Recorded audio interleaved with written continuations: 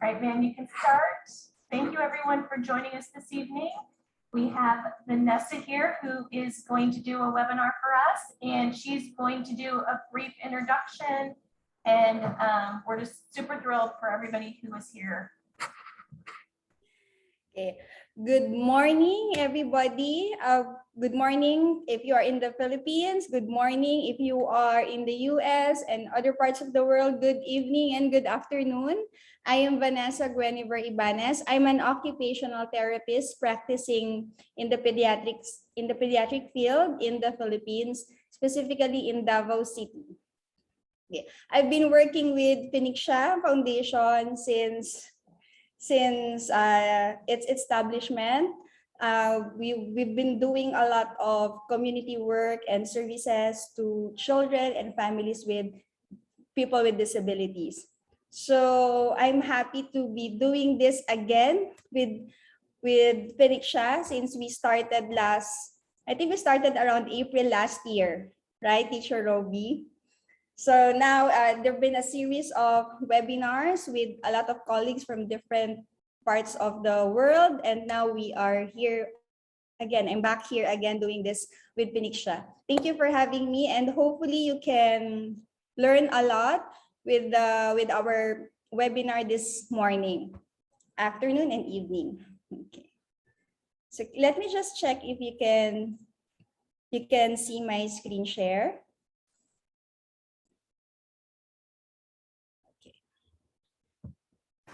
So as an occupational therapist, we see a lot of families who are struggling with teaching their children with special needs with handwriting.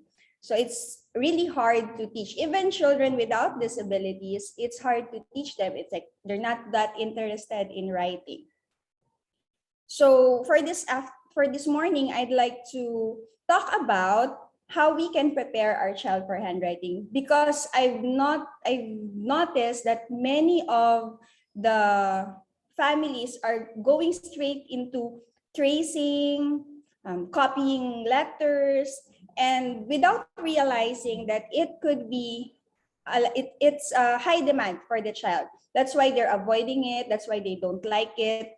It's not that they're not that interested. Maybe their skills are not ready for it. So we don't go straight to just let them trace, let them copy letters. You can't expect that from your child if your child is not ready. So our focus for this morning and afternoon and evening, our focus is just to prepare your child for handwriting.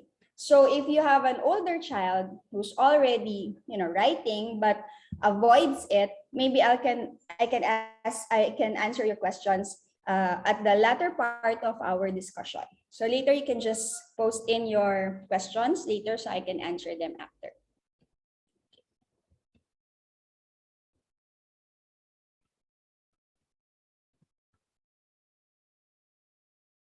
Okay, so we all know that handwriting is a basic skill, even up to this day, at this age of technology, that we often just key in or type in using our gadgets, or even we have this speak to text applications available for us and for our children, especially if they have special needs.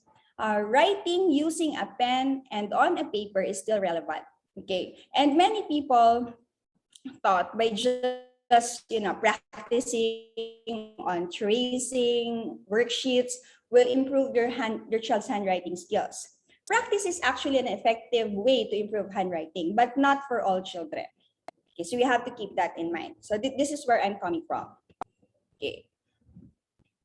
So let me show you some of the before and after handwriting output of two of our children in one of our in one of the runs of handwriting classes. So to your left here, this is the before. So one of the child can just draw figures and the other one can just write capital letters on the paper. But as you can see, it's not aligned. It's all over the paper. So after 7 weeks of 7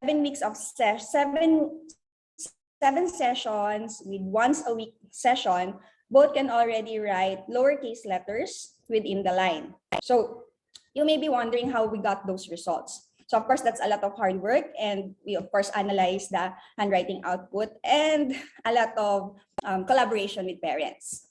Okay. So anyway, why do we pressure ourselves to teach our children how to write? Of course, we want them to be in school, and teachers, especially in the US and Canada, often request occupational therapists to evaluate their students' handwriting when it interferes with performance of written assignments.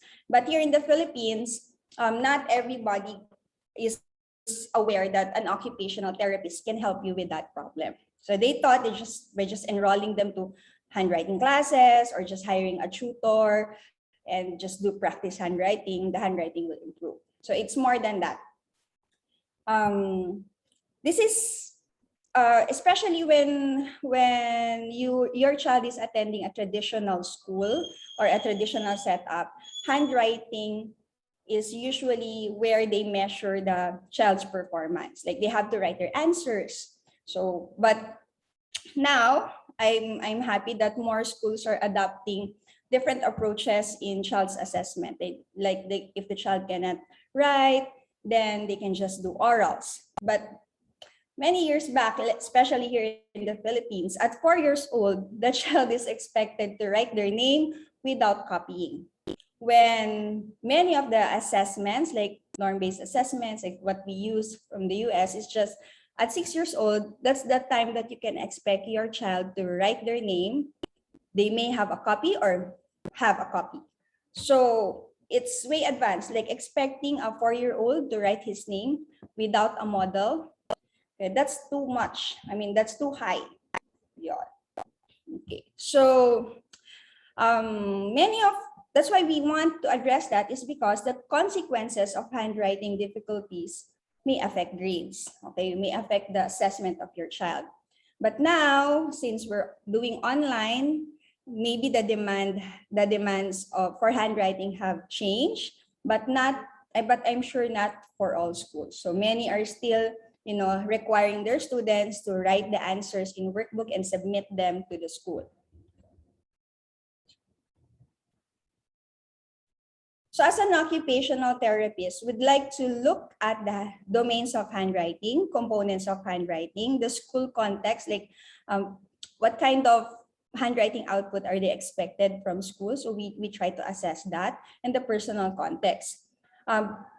Because unreadable handwriting or unable to learn how to write is just the tip of the iceberg. So I've mentioned tip of the iceberg in my previous webinars. As you know, what you see is just the surface. There are underlying factors why the child is unable to write.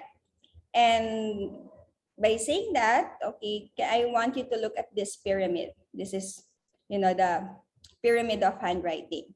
So for a child to be able to produce a legible writing output, the child should have his sensory motor, visual processing skills, fine motor skills ready for handwriting. So if your child is, like what they say here in the Philippines is like the chicken feet just scratch their handwriting. So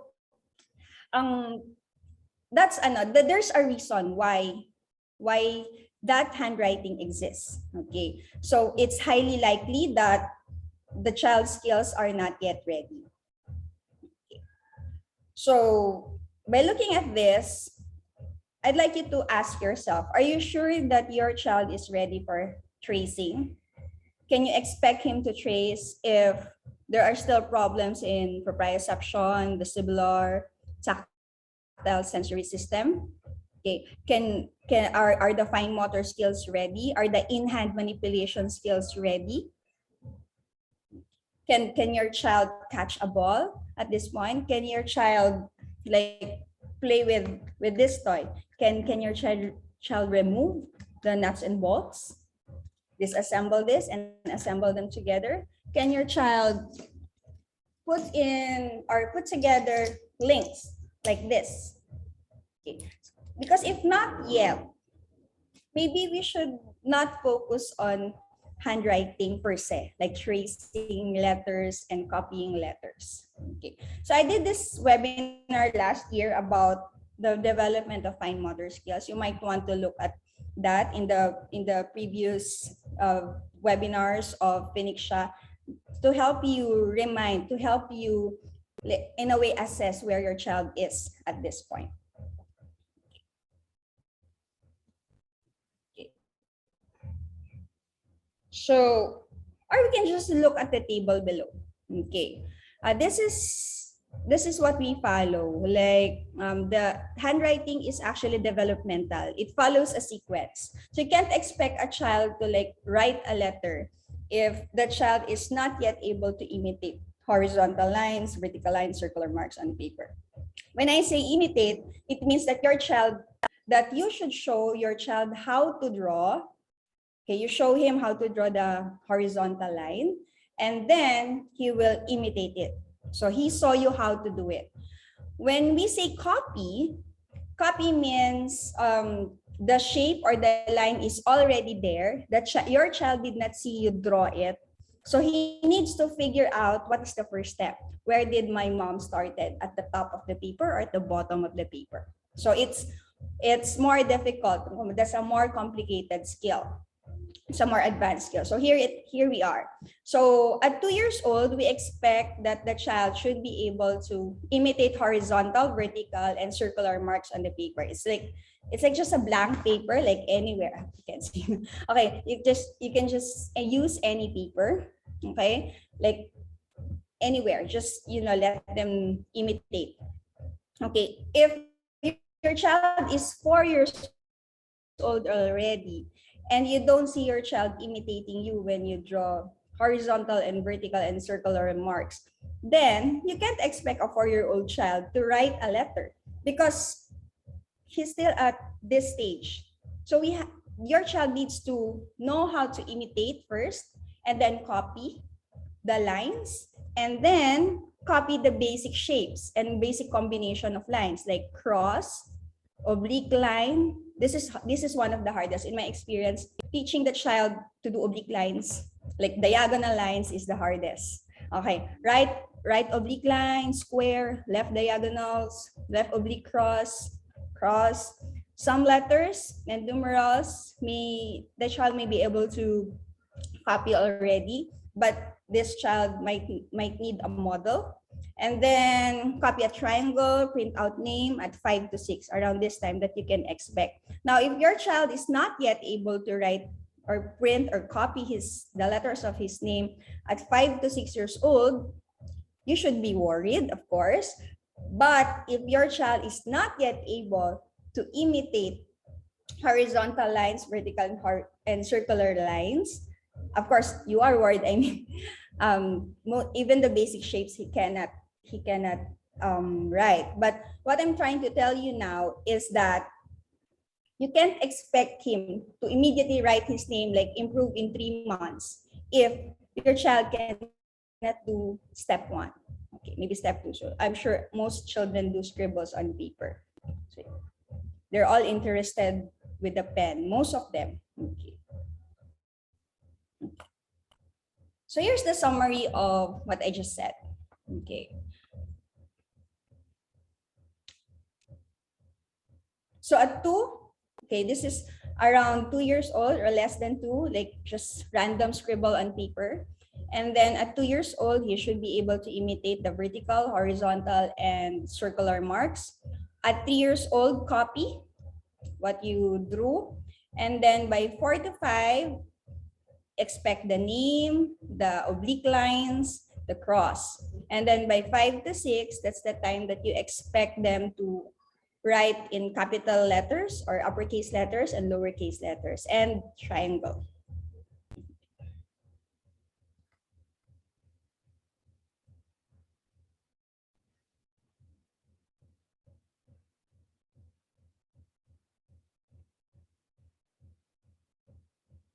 Now, the question is your child ready for handwriting training? Okay, we have to look at these areas. Okay, can your child do small muscle movements like tapping fingers, form shapes with his fingers? Can your child do this? Okay, so I'd like you to think about your child, or if you're a teacher, think about your students as I ask these questions. Okay. Can he tap? Can he form shapes with his fingers? Can he do this? Can he do this? Can he do that? Okay. Can he count with his fingers, doing this or doing that? Can he do that? Okay. Can he manipulate toys such as this? Such as this? Can he put this together? Can he disassemble this? I've shown a while ago, can he assemble links like this? Square, and then, okay. Can you reproduce? Can you produce this shape using the links? Can your child do that? Okay. Can your child string beads together? Like this ones. Okay. Can he, if this is the tip of the lace, can he do this movement with his fingers? Okay. So if not yet, then maybe it's not yet ready. Okay. Eye-hand coordination. Does your child look at what his hands are doing? Or does he follow direction? Or does your child do this, like play with manipulatives and look somewhere else? Okay, so there's no eye-hand coordination there. Okay. Can your child recognize letters? Can he identify letters? Or at least if not, can he identify or match? Can he match same letters? Like, can he match letter A to another letter A? Okay, so generally, can he identify the same and different, not even letters, like pictures? Can he identify pictures? Can he match pictures? Can he identify a real object to the picture, like a real ball and a picture of a ball? Does he know that they're the same? Okay, because if not, maybe we should look into those skills first and focus on that first, rather than, you know, beating yourself na, oh, my child cannot write, so I have to do something about it. Okay. Can your child describe if an object is disoriented? Like, for example, this turtle. Okay, this turtle. So if I present him this turtle this way, will he turn it so that it's reoriented properly? Okay. So like some kids, like if you present them with letters, if it's upside down, they reorient the card so that it's positioned properly. So in our language, in Filipino, it's baliktad. But of course, we're not all Filipinos. So it's, does he know if the object is disoriented? So if not, if your child doesn't know if it's disoriented, then how can he orient letters online, on the lines of the papers, right? So you can't really expect that. So it doesn't have to be like, your child doesn't have to say, oh yes, they're the same. It's not a requirement that they should be able to talk, but at least reposition and do the matching with their hands and look at them. So that's enough. Okay. Can your child move his hands from left to right? Like left to right? Or can your child use the right hand to touch their left shoulder and do this, like crossing the midline? Okay. Or can your child touch his left knee using the right hand? Can he do that? Like if you demonstrate to him, okay, let's touch our left shoulder with your right hand. So if he cannot imitate that, then you have a problem. Some of the children that I work with, if I do this, they will do this. Yes. If I do this and do that, they will do this. So you have a problem there. Okay.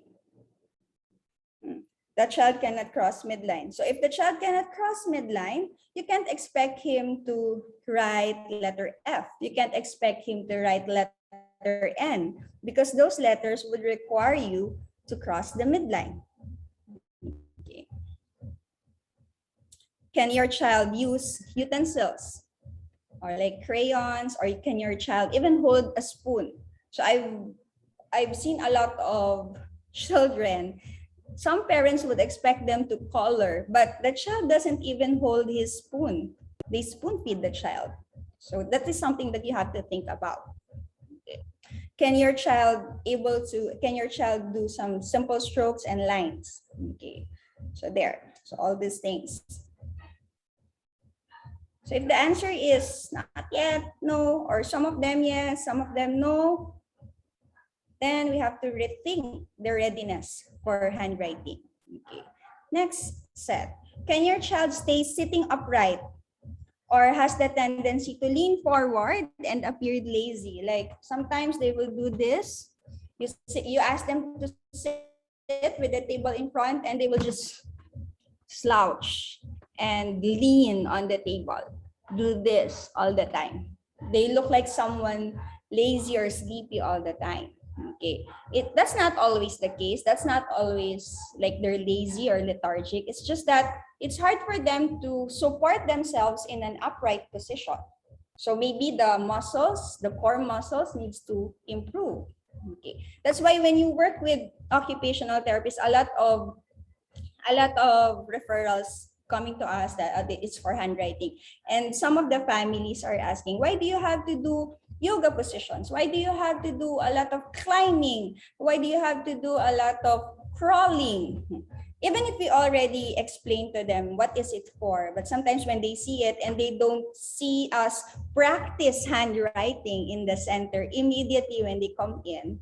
So that's the reason we want to prepare the other skills that are necessary for handwriting. So it's important that the child should be able to support himself in an upright position, okay, to keep himself upright so that he can see, he can orient whatever he sees properly, especially if there are problems in visual perception. So this position helps a lot. And then, how can you expect fine motor movements if the big muscles of the body are not coordinated, are not yet in control? So there. So we also work on that. Okay. So we have to know na okay, my child is not yet able to keep his position upright. Maybe if I demand too much writing, like there are handwriting assignments that will require them 2 pages, 1 page, 2 pages of handwriting output, and he cannot even sit upright. Okay. Can he control the wrist movement? Like, for example, if you let them play with this, okay, you let them play with this screw, can he control? Can he stabilize the wrist in a certain position? Like if you ask them to hold a pencil, can your child keep this position in neutral? Wrist. Can he keep it at neutral position? Or can he move the wrist as he moves the pencil or the crayon? And then the visual control, very important. Can he track moving objects with his eyes? That's why when you come in and you see an OT, you do this, like we ask them to follow the pen, or if they're not interested, we show them a toy, a wind-up toy that they may be interested in, and we move the toy at different planes to check if they can like follow the toy with their eyes. So many kids, especially the ones who are having difficulty crossing midline, like doing this and trying to trace horizontal line. So if we make them follow an object from the middle and then to the left, you can see it because of the background, to the left and then going to the right. Some of them, we lose them when we pass the middle, the midsection of their body. They will not follow anymore. So you can't expect them to copy. You can't expect them to copy notes and copy a sentence or even copy a word, because in anywhere you are in the world, it's either usually the system is left to right. If somewhere like there are systems that are right to left, but you still have to pass midline, right?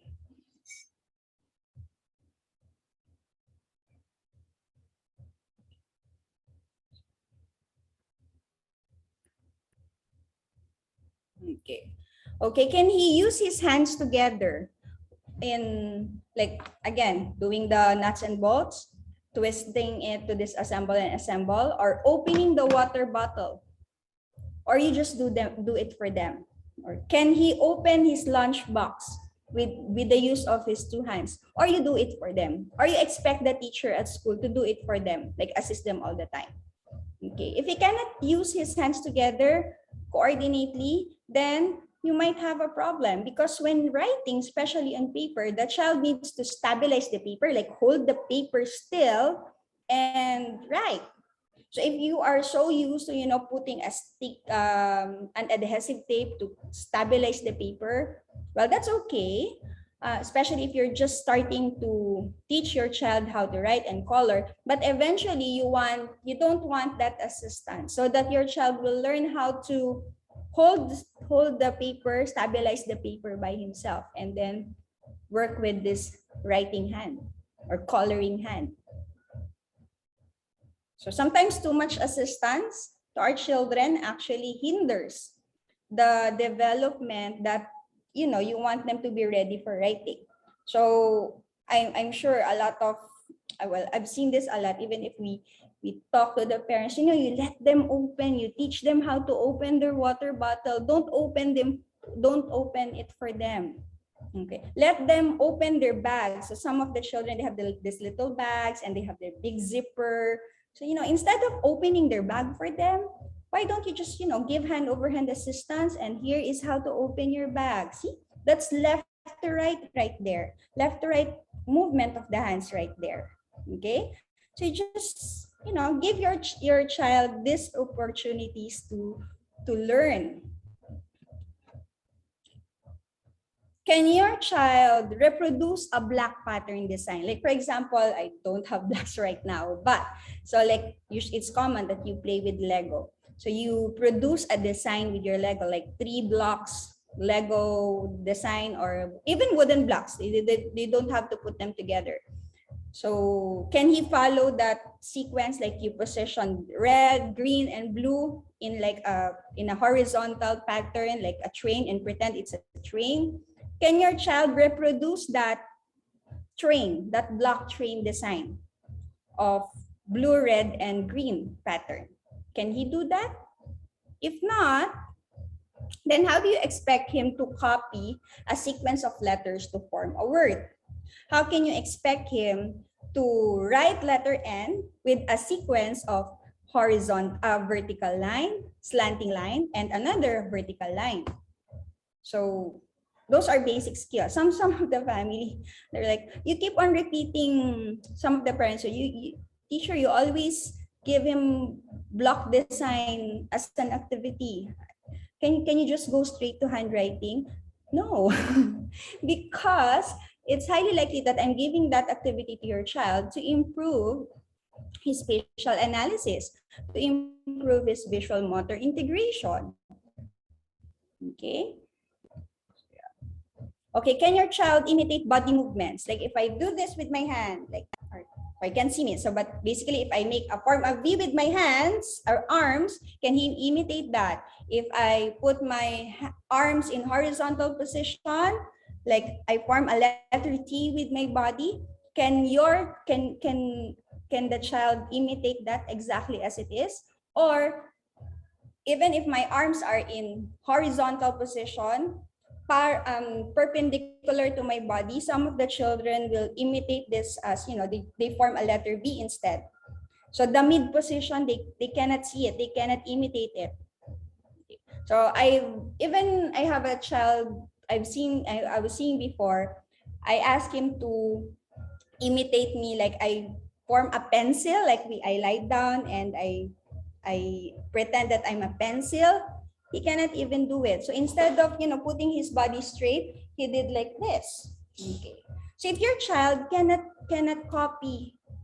imitate basic positions or sequence of body positions, that should help you question if your child is ready for handwriting. Okay. Can your child walk around obstacles without bumping into barriers? Like, can he go around obstacle? Does he know what to do around obstacles? Or you just, push it away so that he can pass? Or step on it instead of walking around it? Okay. Can he catch a ball, throw a ball towards a target? Okay. Can he imitate exactly how you swing your arms and get into a certain position? Can he push a cart with ease without hitting anything or anyone? Like pushing.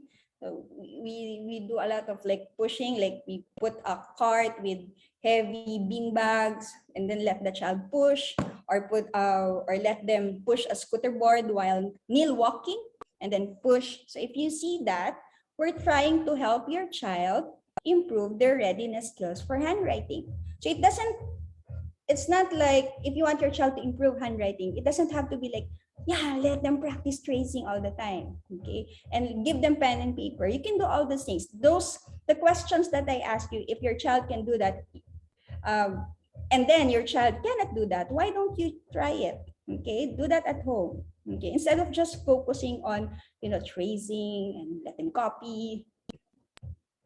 Okay.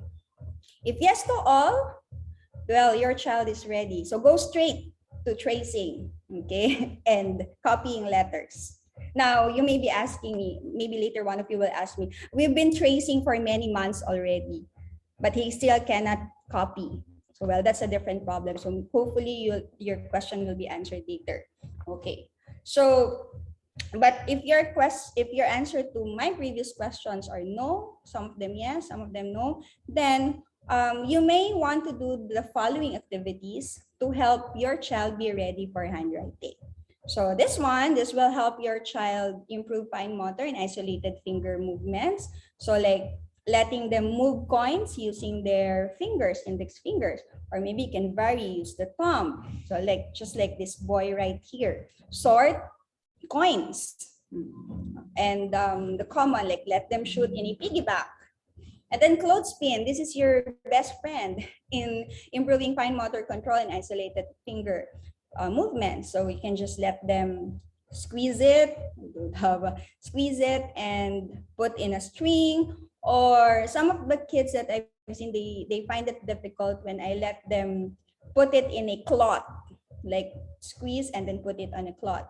And then to make it not so challenging, but to also work on the upper extremity muscle control and stability, you can just put a clothesline like where they will hang and do this position, like keep it in this position.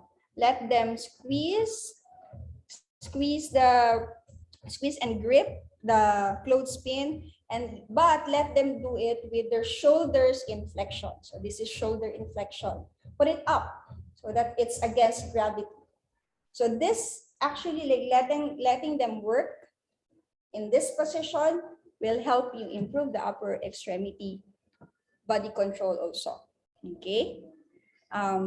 What else? Some of the kids likes to work under the table.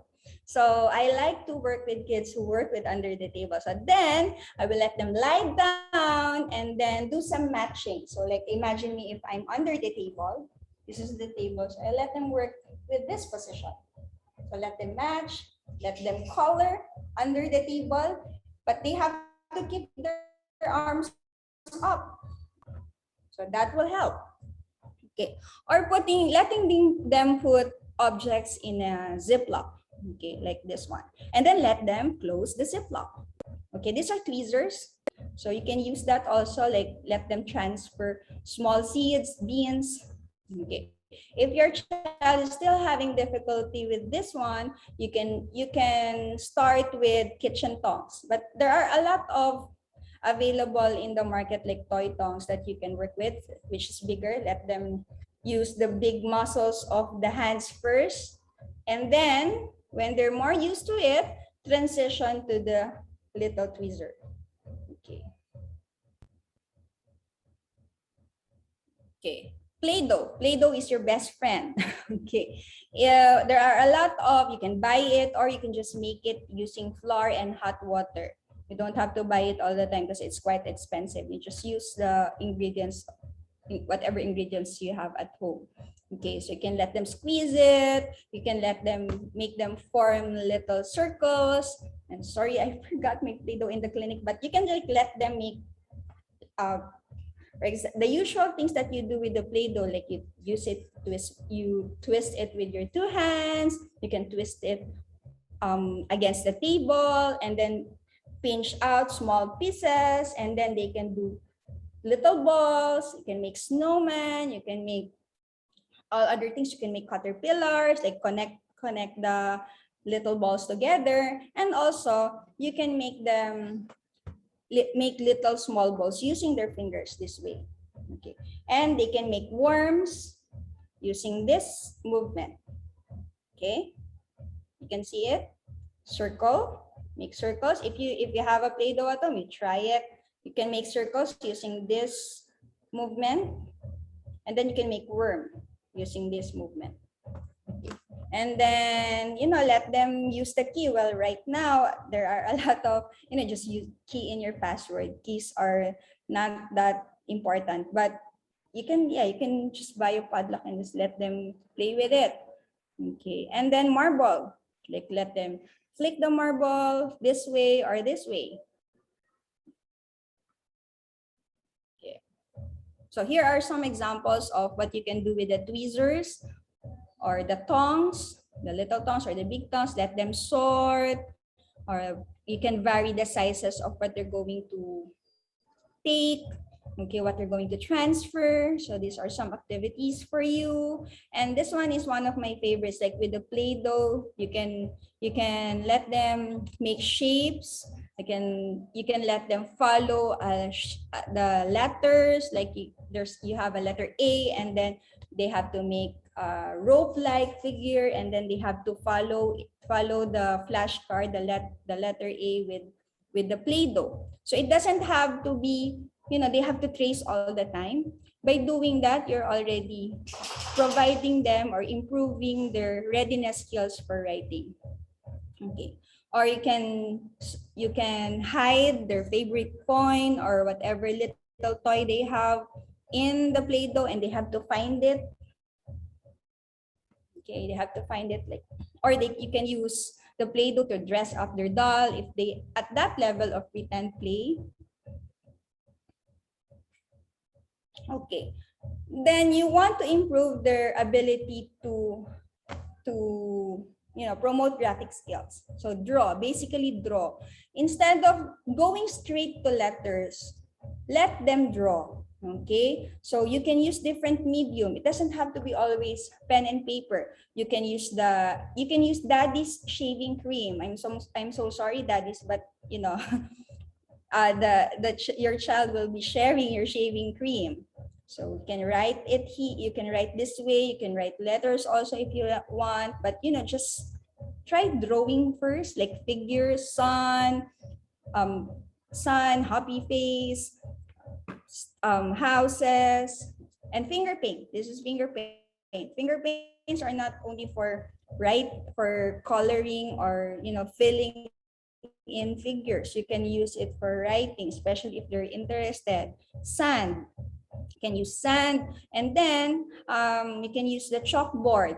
Chalkboard, whiteboard. If you don't have a whiteboard, just improvise. You can use plastic cover and then just put it on your wall, and then let your child use a dry erase dry erase pen marker so that you can erase it after. So there. But as for me as an OT, I like to work with the chalkboard because it gives resistance. If you remember drawing on a chalkboard, it gives you resistance. So that will help in your child's ability to keep his grip with a small item. And also, I'd like to add with a previous skill, fine motor control and isolated finger movement. Don't throw away those little crayons. Your child has a tendency to break your crayon, and then they will turn out to be this small. You can use that. You let them use it to improve this grip. Okay, to let them hold small items. Because if they're using a big crayon, they will end up holding it this way. So the maturity of the grip of a writing pen, it's not always that they will not improve, but they are dependent on the writing implement. So, but if you give them a small item to hold on and they're interested to color, let them use the broken crayons. Okay. And you can do complete the drawing. Okay. So the first two are the easier one. Like for this, if they like dinosaur, they can just make circle. And then maybe a long tail right here. And then this ant, they can just make straight lines, oblique lines, or curved lines, and then put on faces. This one, this last two here, 3 and 4, is more complicated.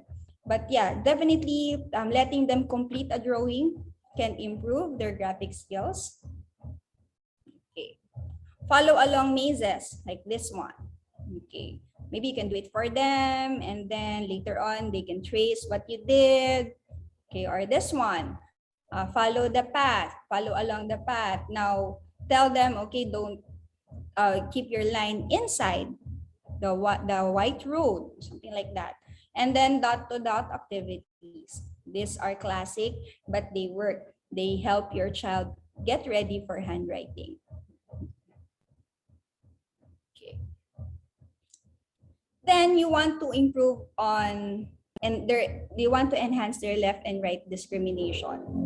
So this is important for writing a slanting line, diagonal line, or horizontal line. So activities like this, like you let them go around the cone, or run in zigzag lines, or you can use old wheels, or this one. You see this a lot in YouTube. So this actually helps improve your child's ability to discriminate left and right. Okay. And then the usual hokey pokey game. Okay, the song. Okay, of course, that song. If you're not sure, YouTube is there. Okay, and then these kinds of activities. Like you want them to identify the same, refer to this object to the left, and then if they are facing at the same direction, so find the one that it's facing with the same direction. Or letting them draw in a figure of 8. So this is better if you let them draw on the wall, so that this center right here is the same as where the body is. Okay. Avoid letting them draw like you're gonna do figure of 8. So the body is here. So it should be at the center, so that your child will cross the midline. Okay. Activities like this, exercises like this, like they need to touch the opposite side of their bodies. And here are the other positions. That's why yoga for kids are very popular now. They are actually helpful with your child, because it helps them become more aware of their body by providing a lot of proprioceptive input and by enhancing the left and right discrimination of their body. You also want to improve their orientation to printed language. So like activities that they can draw and label. And I'm sure you've seen activities where they need to stick the labels if they cannot draw yet, or if they cannot write letters yet. Like for example, they like dinosaur. So you have a drawing of a dinosaur there. A lot of materials are available online, and then they can just cut out the label of teeth, and then they will put it, label the teeth of the dinosaur. So it doesn't have to be like writing. You just go and label it. Okay, make a book. Okay, make a card, because they don't feel like they're practicing handwriting because it's so boring. Okay, but if they like books, you can encourage them to make books, especially those kids who likes to flip books. Okay, so let's make books. Okay, make cards, so because it's more meaningful. If you make it more meaningful for the child, if you make it more playful, they don't even notice that, they're writing already. They're improving their skills for handwriting readiness already. Okay. The development of grip or pencil grip in young children follows a predictable course generally, but may vary depending on the culture. So these are the common grip that you see. These are mature grips. So this one is what we call dynamic tripod. This is what we usually teach if the child doesn't have any, like, we don't see any pattern where they're going with their grip. So we try to do this because this is the easiest to teach. But if we see the child around 6 years old or 7 already, and they're referred to us for handwriting, and they kind of have this grip or something like this, we don't change it anymore as long as he can make lines and create lines with that grip. So we don't have to be like rigid that, okay, this is the common grip here, this letter A right here. Because I've seen a lot of like families now, like a parent, the child already knows how to write, but the parent is bothered with the grip. She says it's not normal. And I have to show the mother the picture. Okay, this is actually one, your son's grip is actually one of the common mature patterns that you see out there. Maybe in your family it's not common, but as long as he can write with it, he doesn't complain pain, then why change it? With occupational therapists, we don't treat like something normal or a symptom. We don't just try to do something to take it away or make it normal. We're here to help your child be functional and productive. So if that specific thing doesn't really hinder your child's performance, well, we don't have to change it. Okay, we don't have to address that. Now, before digging into letters, your child should master all these shapes. Okay, then add your right curve and your left curve. Okay, so yon. So if you notice that your child cannot draw square yet, cannot draw oblique lines yet, cross yet, and add cross here, this is X. Okay, so then let's work on that first. Okay, before expecting him to write letter A or write his name. So when we look at handwriting performance, your OTs can help you with the domains, legibility components, the writing speed, and the ergonomic factors. So let's look at each one. Okay. So for the handwriting domains, we look at where the child is in terms of writing the alphabet. Can the child already write in both uppercase and lowercase? Or at school, are they expected to write in lowercase and uppercase? Or it doesn't really matter. So there are schools there, as long as the child can write, even if it's in uppercase or lowercase, it's okay. We don't mind. But you have schools like they have a grading for handwriting. So you have to follow a certain style of handwriting, like the Nilian handwriting. So you have to ask that also. Okay, if the child can be expected to do near point copying is the child is expected to copy from one paper to another. So the position of where he's going to copy is right here, and then he's going to copy right here. So it's like side by side. That's why that hence maybe the name near point. Far point is like they're asked to copy from the board, look at the board, and then write under paper at the table. So, right now, since it's online, you don't see this much, but of course, I've seen some worksheets that the teacher will show it in front, like on screen, and then they have to write their answer on the table. Okay, and then manuscript to cursive transition, writing dictated words, names, addresses, phone numbers. Okay, and then composition, like they have to write a sentence, essay, Okay. So we ask, like, there are referrals wherein the mother will just complain, he's slow in writing or he cannot write. Then when we ask the child to write his name, he can write with perfect alignment and spacing. So that's the legibility components that we first look at. We'll talk about that in a while. But then that's the time that we have to ask, okay, what kind of handwriting task is your child expected to do? So you don't have to, like, if they're not really expected to write a lot, why would speed matter, right? Why would other factors matter? Okay. And then this is the common one. I'm sorry, my dog is here. Okay.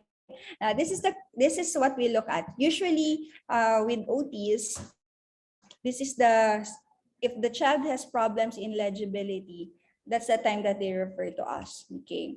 So letter formation.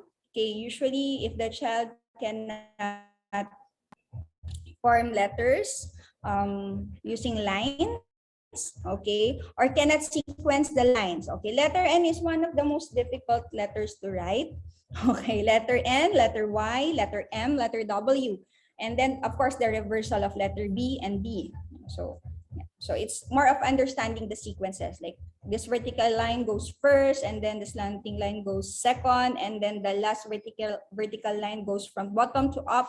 Okay, and then alignment is just, if it's within the line. Okay, spacing, so spacing between letters. Some of the letters that some children will write, they're so close together or they're overlapping. Parts of the letters are overlapping, so we can improve on that. And then sometimes there are no spaces between words. Okay, so that's a problem in spatial analysis. And even if your child writes in, like, the letters are so close together or overlapping, they have problems in spatial analysis. So that's why following a block design matters. I mean, that's why you want your child to follow a block model for that purposes. Okay, size of lines, size of letters, are they uniform? Okay, some of the kids will start with proper size, like within the line, and then later on, as they grow tired, the one letter is as big as the paper already. Okay, or the slant, so where the direction of the line is going, so is it to the left or to the right? Usually it's leaning towards the right. Okay. Okay, writing speed, well, it varies. It depends on the demand on the school. But usually we can put a number in the speed, like how many letters can they write per minute, or how many words can they write per minute. Okay. So this will depend on the demand of the school. So you can observe it. Now, okay, this ergonomic factors. This is so bothering for me, as I've seen a lot of children, like especially now it's online. The proper size of table and chair doesn't fit your child's height. Okay, so it's important, if you see here, the feet should be flat, laying flat on the floor, or okay, on the floor. And then if you notice, there's letter L. You see a lot of letter L here. Okay, the hip is around 90 degrees, the knees is around 90 degrees, the ankles is around 90 degrees. So just adjust the height of the chair. Now, if you don't have like the budget to buy a new chair, you're using an adult chair, you can put a stool under the child's feet, so that he is stable. Okay, stability of the body matters. Okay, it has an effect on how your child creates the line or writes the line. So if his body is not stable, the line will be wiggling and waving. Okay, you try that. So make sure that the feet has support, by putting in a stool. If you don't have the budget to buy a new set of table and chair. And some of the families will say, oh, my child will be taller in a year, so why would I buy a different set of table and chair for him? Okay, so yeah, that is valid, but you can make adjustments. Like you can put a stool here, you can use a firm foam, can buy it like that, what they call the 10 years foam, that it's really firm, that you don't like wobble it on it when you sit on it. And then you can put pillows behind the child's back, and between the backrest and your child's back, so you can just, so that he is in upright position and not slouching on the chair when writing. Okay, so you can just put pillow right here.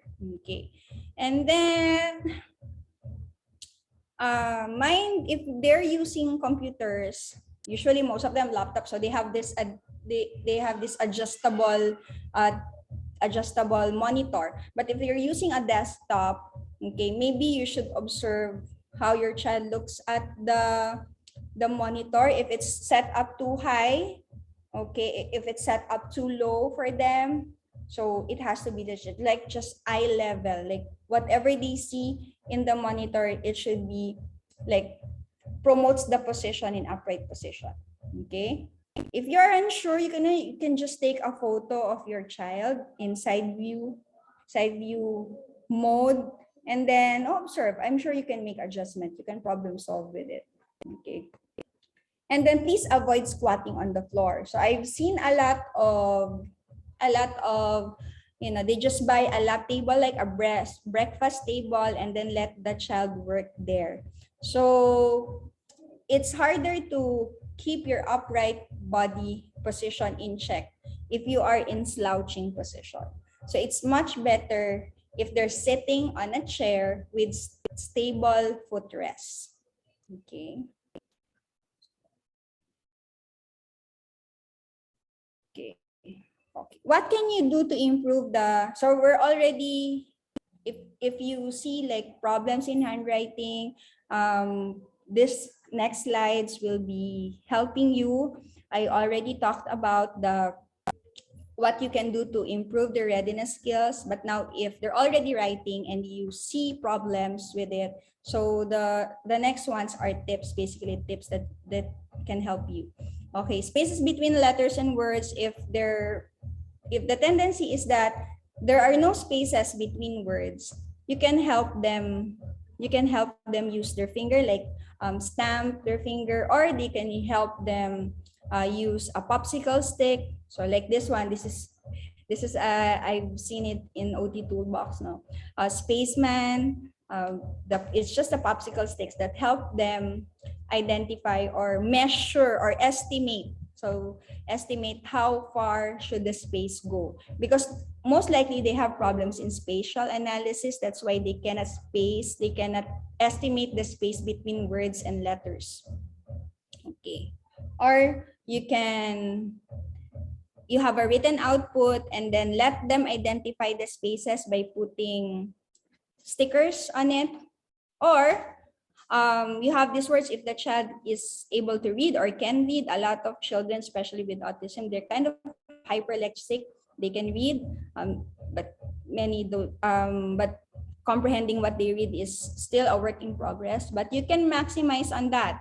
Like you can use letter cards, like just simple, use a paper and then write letters on it, and then form a word, and then let them reposition the cards. Like this one, this should form a ball, the word ball, but letter B is too far away from the letter A.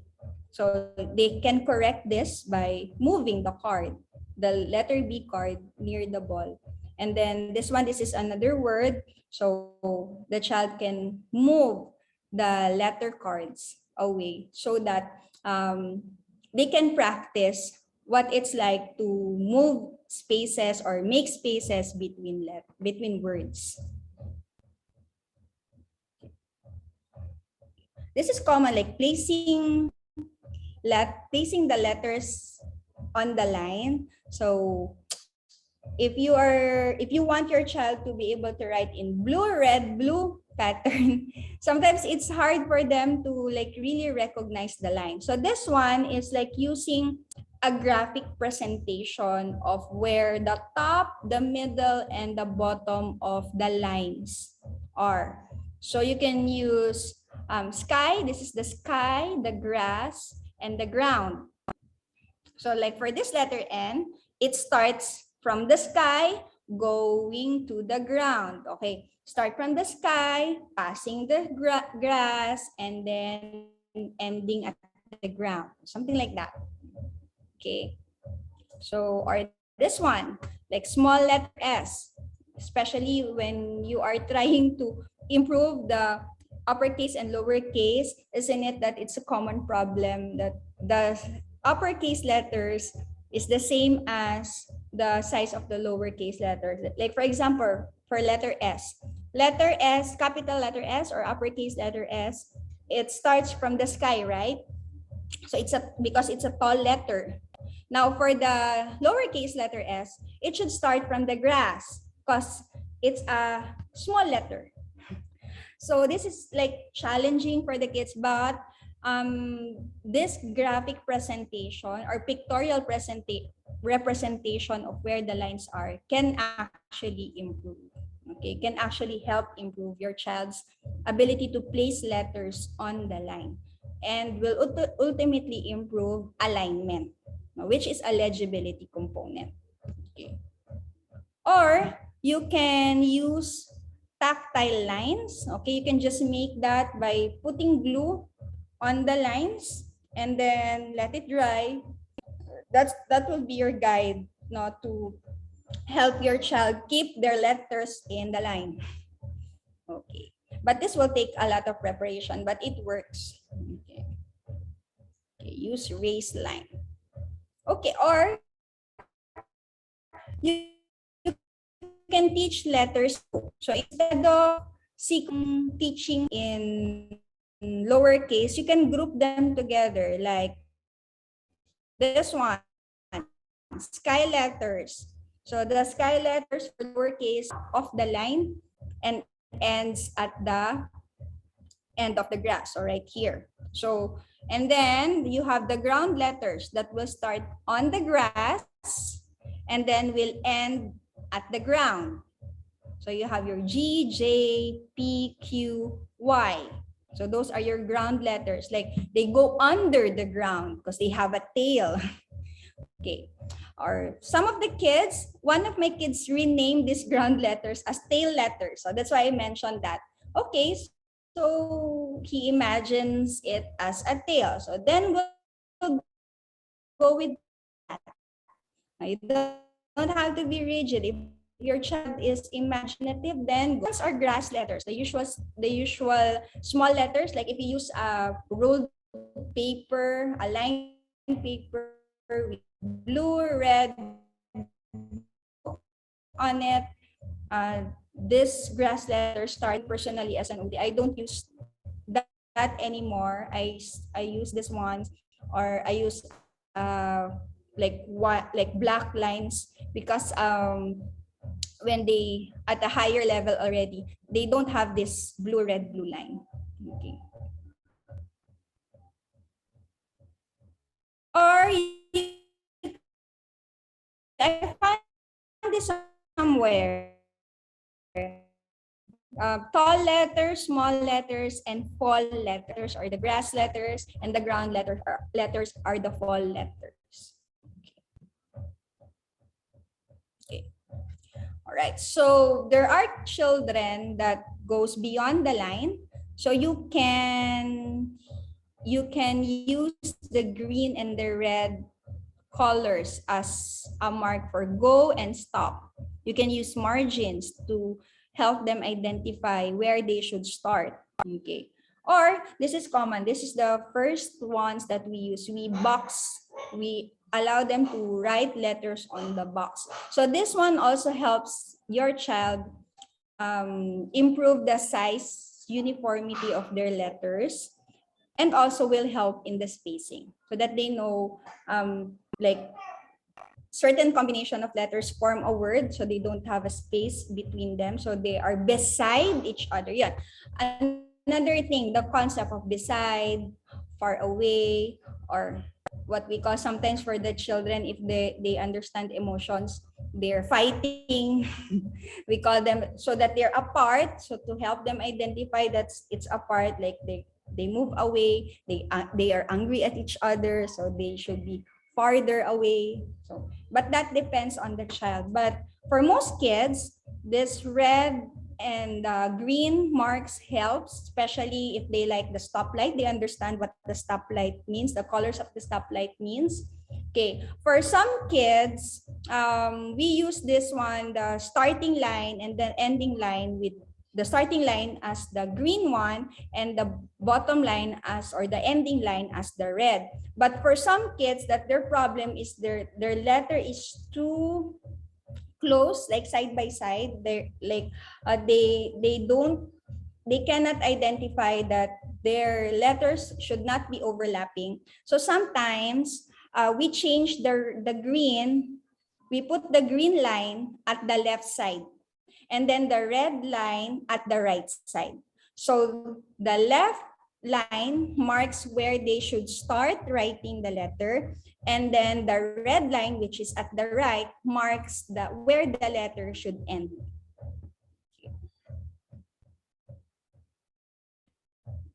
Other helpful tips, you let them trace, make it fun. Like the turtle needs to go back to the ocean. So this is basically tracing. Here's the thing. I have a parent before that why do I have to let their child trace something like this, like the pencil control activity, when they can already draw lines, when they can already draw letters. Okay, but the quality of, but as I've seen it, I can see that the child is having problems with pencil control. So I still want to work on that. I still want to improve that so that the quality of the lines of the letter when he writes letters will improve. So we have to go back to exercises like this. Okay, and then letting them write on a pathway, and then letting them describe a picture by arranging the cards. So like this one, this is red apple tree. That's a phrase, okay, not really a sentence, but you can do sentence and then copy the sentence. Okay, as long as after they arrange the words, they can copy the sentence.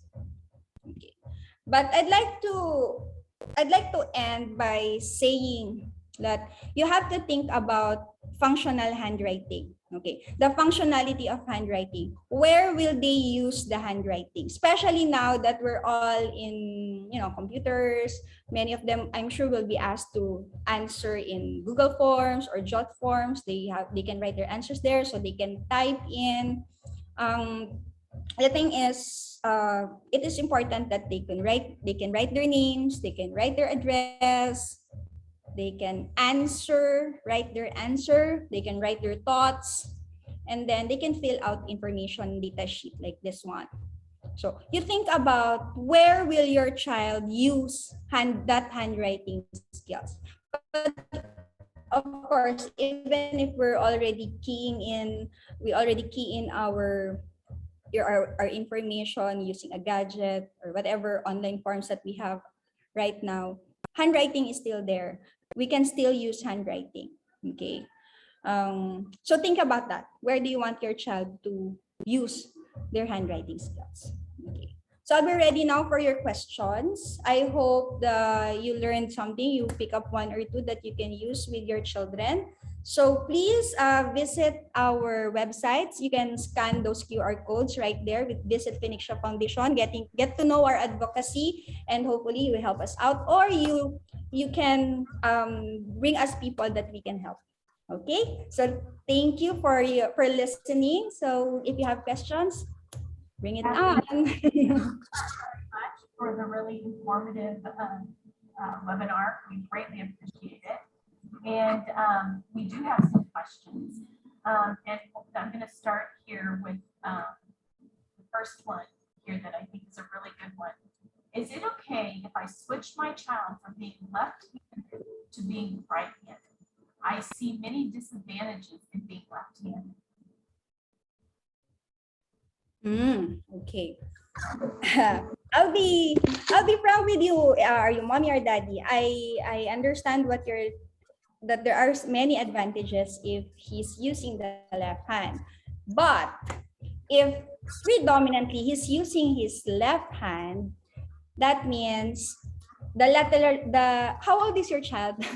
If he's already 4, 5 years old, don't change it. That's my exact answer. Don't change it anymore. Okay, you adjust to your child. And anyway, at this point, there are many adjustments already, like in the armchair at school, they have this left hand armchair. So maybe you see this advantage because you can teach your child how to write. You cannot provide hand over hand assistance because you are right-handed. But your child's brain is already going towards the left hand. So please don't change it. And then the other question here, do you have any suggested toys that are safe for the kids in mastering their sensory motor readiness? So I know that you had suggested, toys. So any particular toys that are safe for kids in mastering sensory motor readiness? Toys. Okay, for sensory motor, skills, okay. You don't actually need a toy. You don't need a specific toy. Maybe if you can afford a bike, that's good. Like a tricycle, a trainer bike, that's good. But you can use your stools at home. You can use your adult chair at home. You can set up your obstacle courses, like you can let them crawl under the big chair. You can let them climb the adult chair and jump down and crash on your foam or your couch. So you don't really need a toy for sensory motor, right, Lisa? I mean, Lisa's son is, he worked with an OT before. You don't have to get these toys, okay?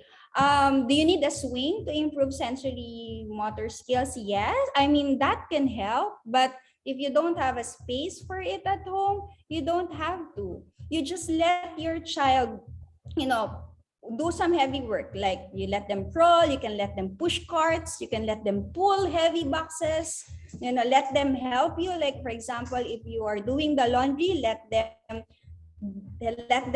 help you by dragging the heavy laundry basket with you. So you don't need a toy. You don't need a toy for sensory motor skills improvement. Okay, you don't need it. Here's another question for you. How can you also promote participation in pre-writing activities for children who have problems with behaviors such as attention span, impulse control, and frustrated tolerance? Oh, okay. First thing is we have to address the work skills. So try first if you can do the first and then the contract setting. So for example, okay, you can play with whatever toy that you like, but let's do handwriting first. Okay, so you can do that deal. Or of course, I don't really encourage gadget, but for many kids at this age and time, they like to play with gadgets. So maybe you can let them, we'll do first handwriting pre-writing activities, and then I'll give you 15 minutes playing in the gadget or playing iPad or whatever. Just as long as it's time bound, it's not 1 hour. Okay, so that's one. Number two, you have to study where your child is interested in. So for example, I have a child before who likes to erase things. He likes to, put away things. So when I presented to her the whiteboard and then do some messy drawings on it, she erased it. So it's like, oh, I got an idea. Okay, I will let you borrow the eraser as long as you trace first. You follow the lines, you connect the dots first. And then it worked. For some reason, it's like magical for her. She follows the connecting dots, the drawings, and then I'll give her the eraser. That's her reward. And then you can erase all the way. So something like that. So you have to know which ones will motivate your child in exchange for that specific, he needs to work on handwriting. So that's one, that's the behavioral approach. Now, if your child has short attention span, maybe the sensory processing is not yet ready. So maybe you can work with a lot of swing activities, maybe you can provide obstacle courses that he can follow, like he can just assemble it. For example, at one side of the obstacle course, you let him get, like if he likes puzzle, or likes maybe matching things. So you just get one piece and then let him go through an obstacle course. Like your obstacle course could just be as simple as, stepping up a stool, jumping down, crawling under the big chair or under his study table. And then at the end, he can match. So by doing that, by doing repetitions of hopefully you can finish up to 5 rounds or 10 rounds, his body or his sensory system is more ready to attend to you. And that's the time that you provide your child with handwriting related activities. When you do the obstacle courses, you're actually providing a stimulation for handwriting readiness. You provided a lot of proprioceptive input, and proprioceptive stimulation actually improves sensory organization of the child. That will help your child attend to whatever sit-down activity that you're going to give him after. So there. Here's another good question. Yeah, here's another good question, and there's a couple that are similar. And what can you suggest when children are actually reversing their like lowercase like B and D, and when they also with numbers, so like 12 and 21, they're doing 2 and 1 and 1 and 2, 2 and 1. So they're reversing things. And this child, a couple of parents have not said exactly the age, but some are like around 6, 7 years old. Okay. So actually reversals will be around until 8. So I've seen a journal before that says up to 8. Some children will still demonstrate reversals, but of course we want to get rid of it as early as possible. So I can suggest you to let them work with, hold on, I have a sample here, with worksheets like this. Wait lang.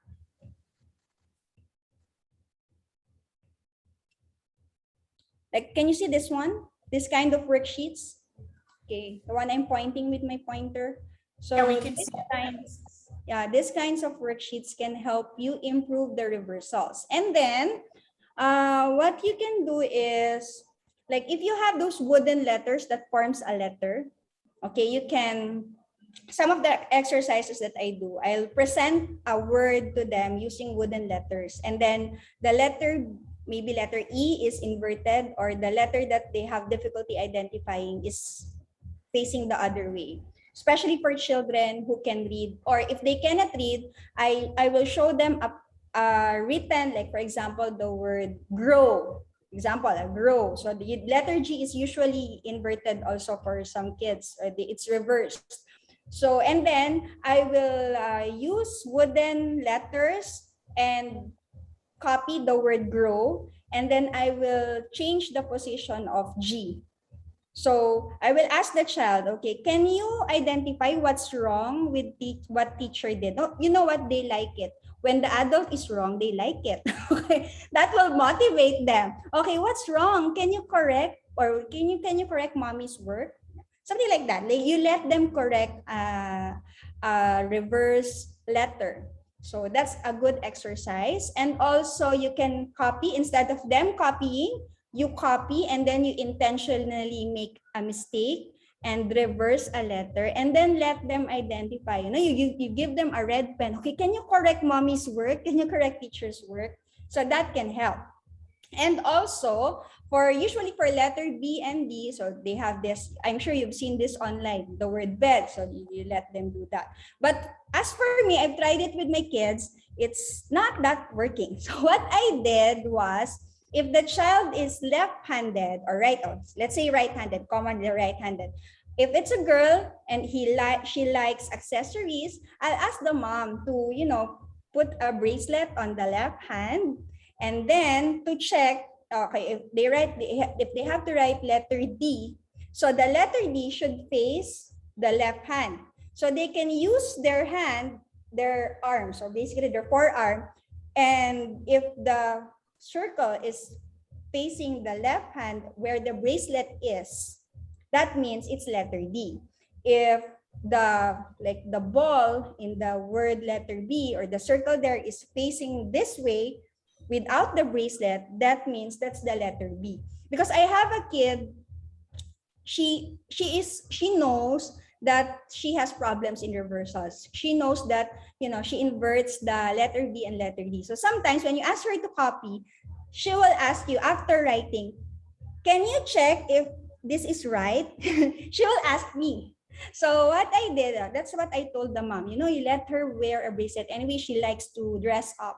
So it helps. It helped the girl. So those are like the things that you can do. And that's why I'm saying that you can use a bracelet, because it's tasking to teach your child left and right. So you can't always say, oh, look, is the curve facing your left? So your child will still think about, oh, where is my left and my right? So you don't want that task to your child. I mean, that's too much for your child. She needs to think about if her letters are reversed and not, and then she needs to think about where is my left, where is my right. So when you can actually use a bracelet or a watch. So if your child is left-handed, you can put the bracelet to the other hand, so that the bracelet and the watch will not interfere with the handwriting movements. Yeah. So I hope that helps. It's very simple. Yeah. Let's take one other question, and I may even lean in on this one too with you. But I think there are, some children, and I think this is the question, is how can we properly teach writing to a child with cerebral palsy? And I think that there's some kids who may not have the motor planning skills or the motor planning skills ever to be able to write. And in that case, I think that there's other alternatives to communicating and or to be able to do that. I mean, we are in a digital age, right? And those who may have access to that may find that, they need to go to that level, or if they can't write and they still have the motor planning to be able to hold something, there are devices and there's other ways to be able to communicate that may not just be writing. But I'll let you, give your point of view from an OT's perspective on that, because I think that was a good question. And I think that's something that you can, from a professional, add a little bit more color from, what I've just stated. Yes, I actually agree with Lisa. I've seen children with cerebral palsy, and if the concern is handwriting, I immediately tell the parents, after I assess if writing is possible, I explain to them how the brain works, because in cerebral palsy, it's the central nervous system that is affected. So movement, complexity of movement, handwriting is a complex set of movements. Basically, these are complex sets of movements. So I don't think it's fair for the child, to tire the brain and to learn how to write when there are other options.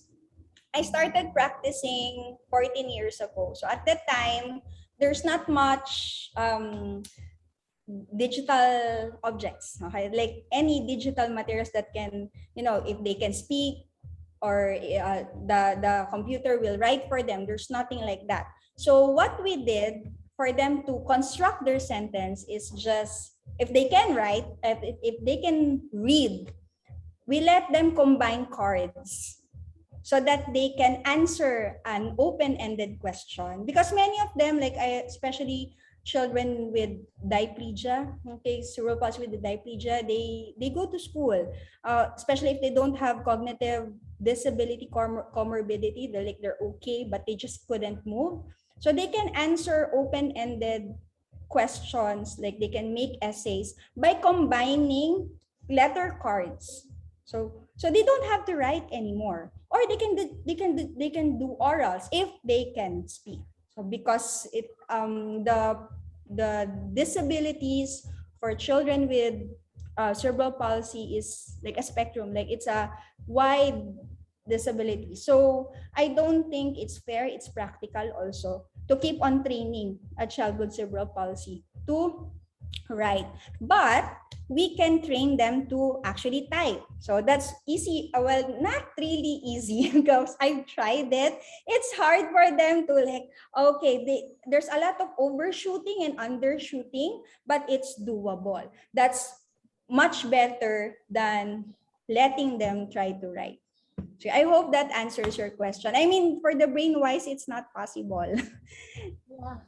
Well, I would just want to thank everyone who took the time to, listen in either on the Zoom or on Facebook Live, or any of you who are watching this replay. And I just can't thank Vanessa enough.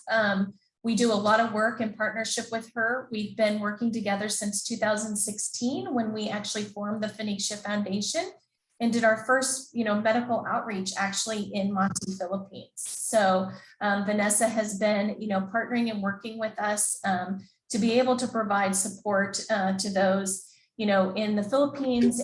And, now with webinar series, it's global. And so we would just ask that all of you please, share this information with those that who can take advantage of this series that we have. We keep them live on our Facebook page, and we also have a YouTube channel, Phoenicia Foundation. And we are a nonprofit 501c3 here in the United States, in the state of California. And we do outreach globally to families with children and adults with special needs. And we hope that all of you find this beneficial, and any of you who are in the position to help support us. We run completely on a volunteer basis, and our best to do outreach does require for us to have funds to be able to do that. So we would greatly appreciate any donations that you can make.